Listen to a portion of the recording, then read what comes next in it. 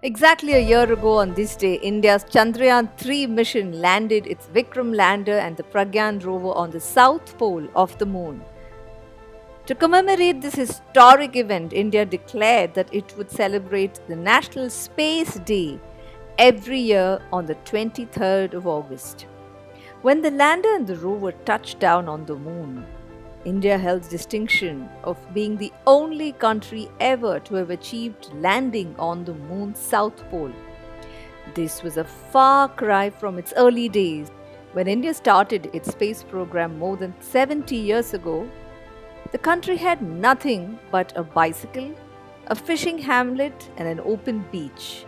And that's where our space scientists began working. One man's vision, one man's perseverance, and one man's dedication started it all. His name was Dr. Vikram Sarabhai. Tracing India's space journey through history, we'd earlier put out an 8-part podcast series. The story begins with Dr. Sarabhai knocking on the door of the bishop of a church and saying, "Dear sir, I come to ask you for your help to build something great for India. In exchange, I ask you for space in this fishing hamlet, your church, your home, and this town school. I will build alternative living spaces, a new church, and a wonderful school nearby. But can you help me, Father? Can you help me convince the people of this fishing village to give up their spaces so someday India can do something great in the space race?" The bishop looked at him, smiled, and asked him to come back the next morning to the Sunday Mass at the church. Now, rather than give away the ending of the story, I thought you'd be better served if I played the first episode of this podcast series once more here. If you would like to listen to the rest of the 7 episodes that follow this episode, I've left a link to all of them in the show notes below. Happy Space Day and happy listening.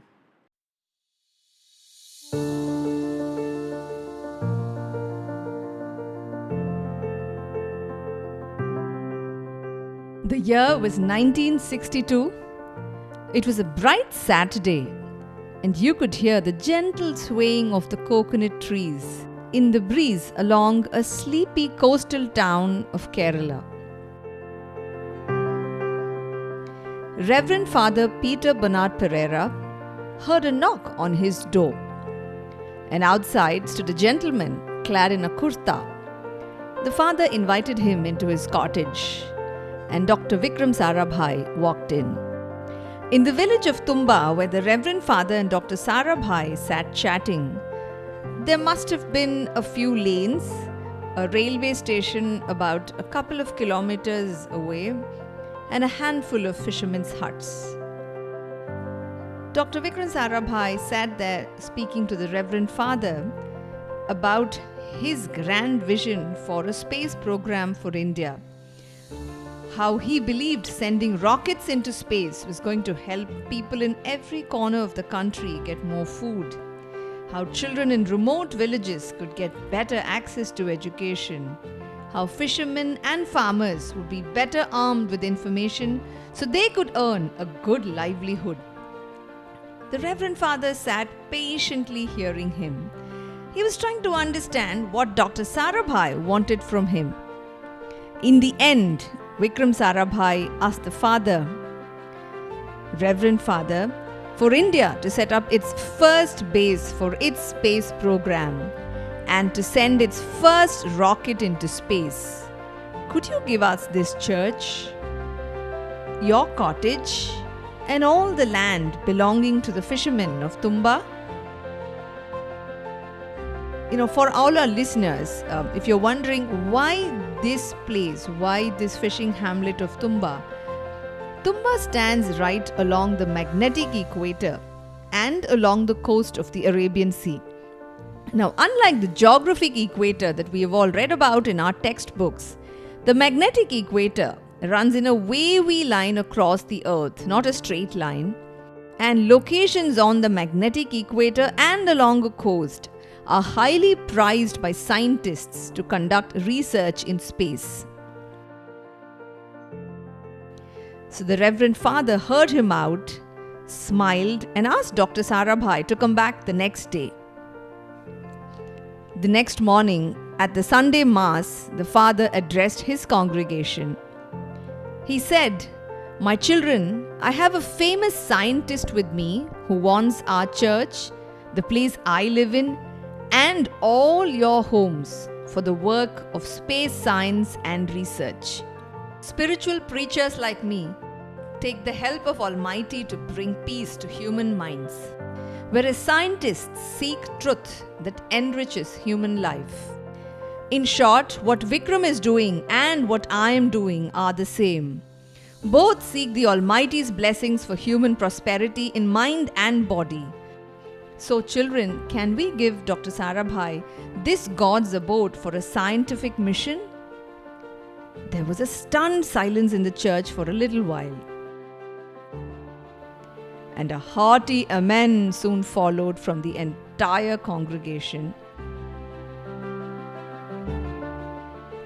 And thus began India's space journey from the Church of Mary Magdalene in Tumba.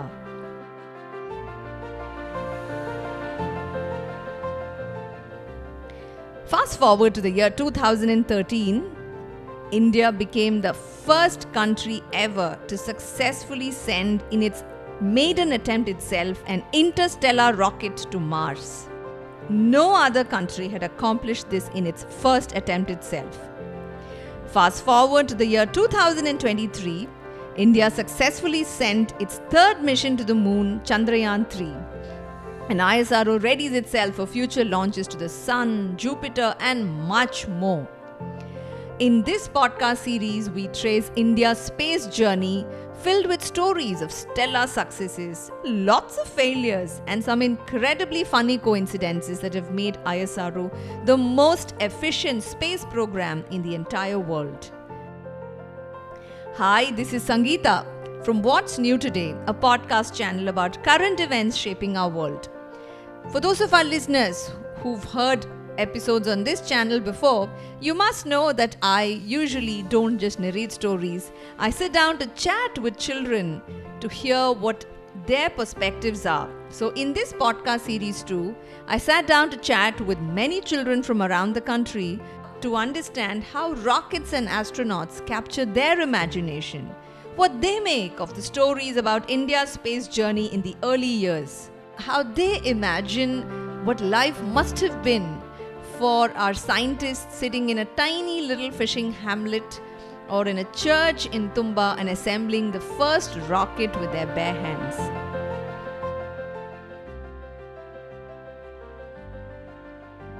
Hi there, I am Satvik. I am 9 years old. I study in 4th grade Children's Academy, Thakur Complex, Mumbai, India. My favorite hobbies are playing badminton and building Lego. Hi Satvik, did you get to see the Chandrayaan-3 launch? Coincidentally, my library period and the launch was all together. Means the timings were same, coincidentally by the way. So I got to see the Chandrayaan-3 live launch. I felt like very amazing that our country is doing it for the third time. And we have a very good comeback after the fail of Chandrayaan-2, which is very awesome.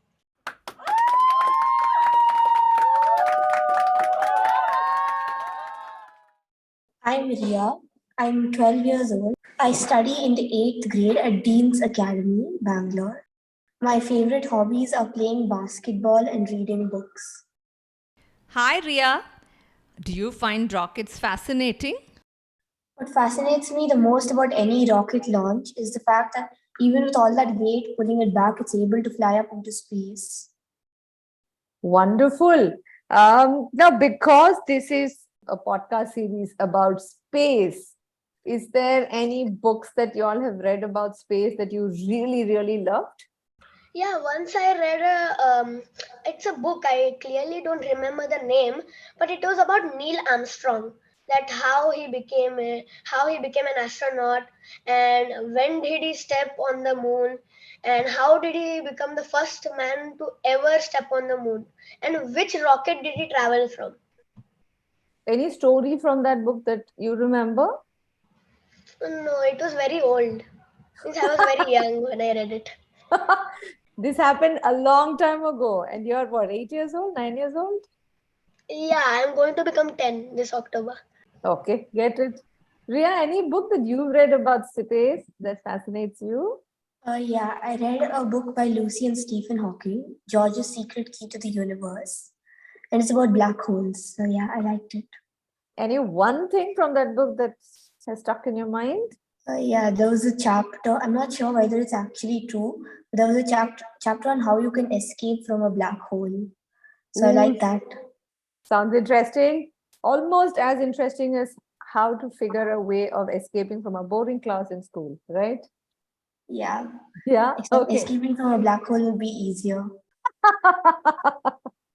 All right. Okay, I hope that today's stories that we'll keep in this podcast will be a little bit more thrilling and enlightening.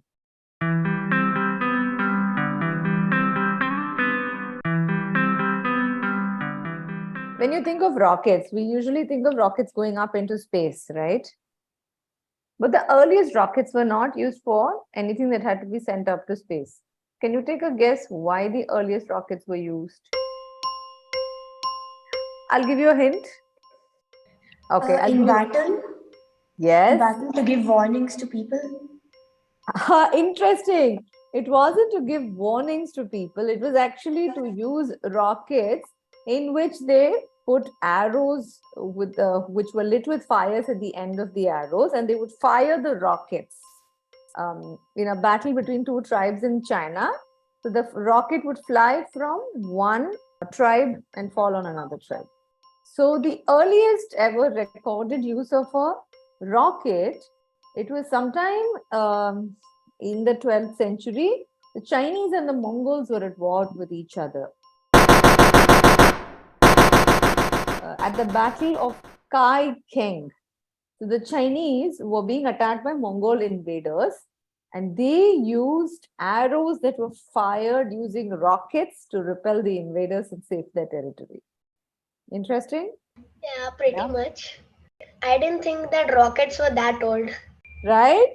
Yeah. Now coming to the story that this podcast series is trying to chronicle, right? The entire journey of India's space. When we think of countries who've done some really, really great work in space program, which countries come to your mind? Russia, USA, and China. Yeah, the Soviet Union, the USA, China, and India, because I'll add a small bit of trivia. When India started its space journey, one of India's neighbors was already ahead of India. Do you know who that was? I think Pakistan. Yeah, Pakistan was really not very far off. In fact, their space program was even ahead. But today, their space program is nowhere near where many of the other countries' space programs are. And I think we owe a lot of it to one man. Do you know the name of the father of India's space program? Vikram Sarabhai. Yes. What do you know about Vikram Sarabhai? He lived in the 1960s and 1970s, I think. And he, along with a friend of his, Homi Baba, they oversaw the first rocket launch. Yep, that is very true. We owe a lot of India's space program to these two people, both Vikram Sarabhai and Homi J. Baba. In 1947, after India has got its independence, do you think we were a very rich country? No, we were Not still really. poor. We were very poor. So for us, what would have been a priority was to give enough food, clothing, and shelter to everyone. Getting people to launch rockets, go up into space, that would have never been a priority for a lot of countries which would have been in India's situation, right? But Vikram Sarabhai and Homi J. Baba both were very convinced that India must have a space program to get people enough food, shelter, and space. So at this point in time, Vikram Sarabhai did not want to get into this business of sending a man to space, getting a man to land on the moon. He had no interest in all of that. He was very clear that The space program had to help the common man in India. It had to help everybody, whether he's a farmer or a teacher or a banker or whatever it was, the work that he did, it had to help every person in India. He knew India didn't have the money for all of these space programs, right? At that point in time, the United Nations wanted to set up a center where some experiments could have been conducted. So Vikram Sarabhai was a very smart man.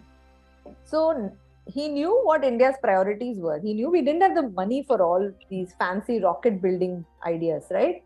So he went to the United Nations and he said that if you all want to conduct these brilliant experiments, we have a fantastic location in India, which is right on the magnetic equator. And y'all can come and launch your rockets in India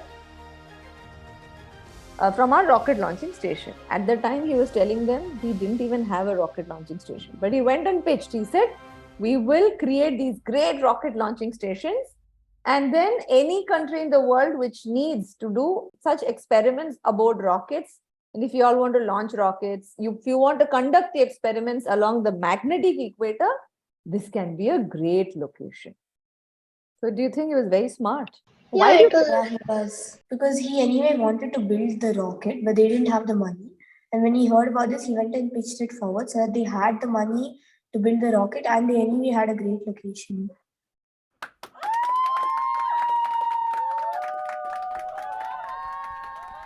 And while Dr. Sarabhai was engaging closely with the world scientific community and the United Nations, India's scientists were feverishly working on getting our first rocket launch ready. You know, as I was researching about this space journey, I came across a few very interesting black and white pictures from the early days of the activity in Tumba.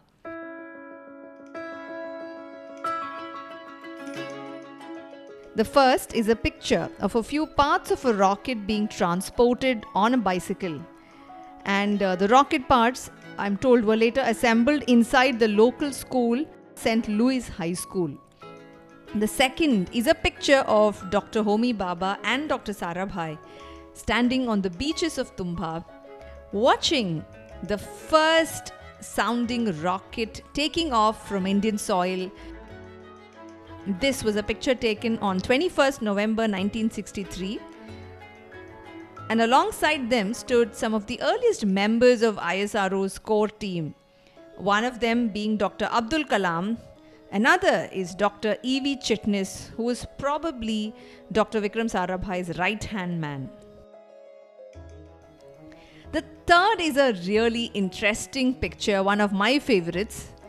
It's a picture taken on the same day of a large group of young Boy Scouts and many local villagers standing in their signature dhotis, all looking up into the sky with some degree of awe and fear.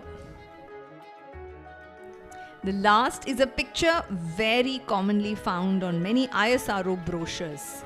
It's a picture of two scientists sitting on the floors of the church at Tumba and assembling the payload for a sounding rocket launch. One of them is Dr. R. Aravamudan, who later went on to head the entire facility in Tumba and subsequently at Sriharikota. And sitting next to him is a young Dr. Abdul Kalam. I found these pictures illustrating makes it quite easy to understand what life must have been like for the space scientists in the early days of our space program. They must have just had to roll up their sleeves and get working with whatever infrastructure was available then.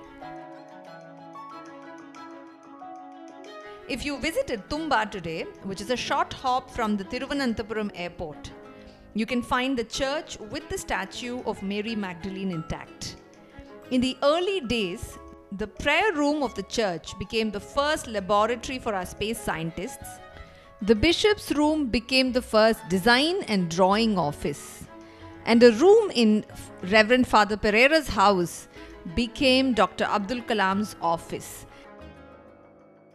Today, the church has become a space museum and its facade has been maintained the exact same way as it was when Father Pereira handed it over to Dr. Sarabhai. If you love space, you can find models of some of the earliest satellites and satellite launch vehicles designed by our space scientists. You could also visit the Bishop's cottage. In fact, Dr. Kalam, after he became the President of India, was taken to the same room and he was shown that nothing much had changed. He sat on that chair once again as cameras clicked away. So if you happen to visit that Bishop's cottage today, you can find a simple Spartan room with a photograph of Dr. Kalam sitting in that chair placed on the same table with a small bunch of plastic flowers in front of them. The stories in this episode have been sourced from the autobiography of Dr. Abdul Kalam, a biography of Dr. Vikram Sarabhai by Amrita Shah, and ISRO, a personal history by R. Aravamudan. In the next episode on this series, you'll get to hear about how Dr. Sarabhai and his team went hiking through forests to find their most perfect satellite launching site.